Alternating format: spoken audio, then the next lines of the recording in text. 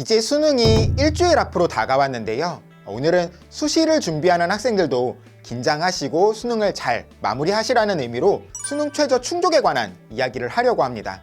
수능 최저를 작년에는 얼마나 많은 학생이 맞췄는지 확인해 보고요. 최저를 맞추면 합격 확률이 얼마나 올라갈지도 알아보죠.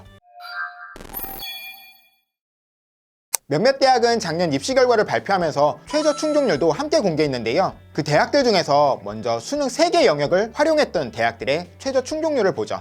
보시면 고려대 인문계열 최저가 3개 합 6인데다가 탐구를 2개 모두 활용해서 그 기준이 가장 높았다고 할 수 있는데요. 이 기준을 맞춘 학생의 비율은 58%였습니다. 반대로 말하면 최저를 못 맞춘 학생이 거의 절반 가까이 되었다는 거죠. 그리고 이걸 고려하면 실질 경쟁률은 절반으로 낮아지는 거고요.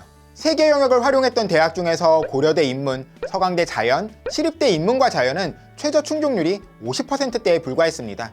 좀 과장해서 말하면 최저를 맞췄을 때 합격 확률이 2배 올라가게 된다는 얘기죠. 올해는 최저가 완화된 대학이 있어서 입결이 올라갈 수도 있다, 이렇게 볼 수 있는 대학도 있긴 하지만 경쟁률 자체가 낮아진 대학들이 훨씬 많죠. 최저 기준 때문에 실질 경쟁률은 더 낮아지게 될 거고요. 입시 결과가 내려갈 것 같다, 이런 대학들도 많이 있으니까요. 최저 맞추는 걸 정말 신경 쓰시면 좋을 것 같아요.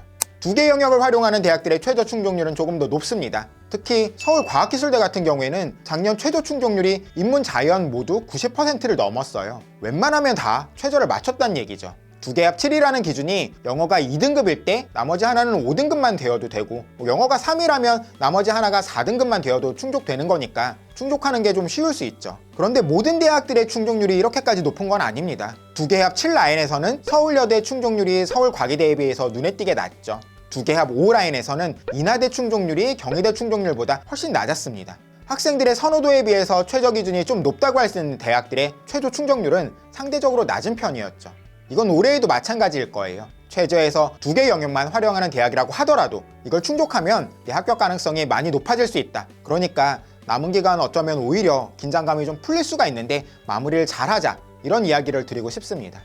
그리고 이 충족률을 확인하면서 한 가지 또 눈에 띄는 것이 있었는데요. 바로 계열별로의 차이예요. 인문, 자연 계열의 최저 기준이 같았을 때 인문 계열 충족률이 자연 계열보다 대부분 더 높았습니다. 인하대만 빼고요. 사실 수능이 통합형으로 바뀌면서 자연계열 학생들이 수능에서 더 유리해진 면이 있어요. 수학 때문인데요. 그런데도 자연계열 충족률이 인문계열에 비해서 더 낮았습니다. 인문계열 학생들이 정시에 좀 불리할 수 있다니까 수시에 더 집중하는 학생이 많았다, 이렇게 볼 수도 있고, 반대로 자연계열 학생들 중에서 수능에 조금 더 자신 있는 학생들은 수시보다 정시에 더 집중했다, 이렇게 생각할 수도 있죠. 어쨌든 자연계열의 충족률이 더 낮은 편이니까 자연계열학과의 교과로 지원한 학생들은 최저를 충족했을 때 인문계열에 비해서도 합격 확률이 더 높아질 수 있어요. 그런데 만약에 수능이 올해 9월 모평처럼 나온다면 어떻게 될까요? 최저 충족률이 낮아지겠죠. 진학닷컴에 입력된 작년 9월 모평 성적과 올해 9월 모평 성적 건수는 각각 3만 건 정도 되는데요. 2개 영역 기준으로 살펴보면 작년 9월 모평으로는 충족률이 한 75% 정도 될 건데, 올해 9월로 예측해보면 69%로 낮아집니다. 이건 다른 것보다 영어 때문이죠. 이번 시험에서 영어가 어렵게 나와서 높은 등급을 받는 학생 비율이 많이 줄었거든요. 영어가 절대평가이기 때문에 영어를 활용해서 최저를 충족하는 경우가 많은데, 혹시 이번 수능에서도 어렵게 나온다면 최저 충족률이 낮아질 수밖에 없을 거예요. 반대로 최저를 맞추는 것만으로도 합격 확률이 더 올라가게 되는 거고요.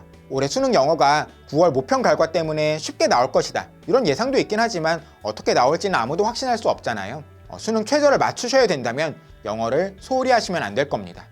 자, 이렇게 작년 최저 충족률이 어땠는지 확인해보는 시간을 가졌는데요. 작년이 어땠는지가 중요하다기보다는 이런 것들을 확인하면서 수능 준비 열심히 해야겠다, 이런 다짐을 하실 수 있었으면 좋겠다는 생각이었어요.